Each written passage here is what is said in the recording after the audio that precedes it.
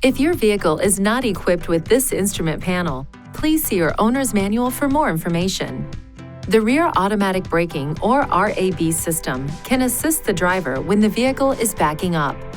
RAB operates when the shift lever is in the reverse position and the vehicle speed is less than approximately 9 miles per hour. If a risk of a collision with an obstacle is detected when your vehicle is backing up, the RAB system warning indicator will flash and the system will chime 3 times. The system will then automatically apply the brakes. After the automatic brake application, the driver must apply the brake pedal to maintain brake pressure.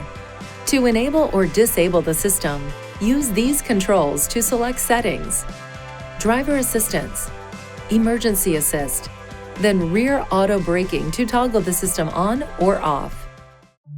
Please see your owner's manual for important safety information, system limitations, and additional operating and feature information.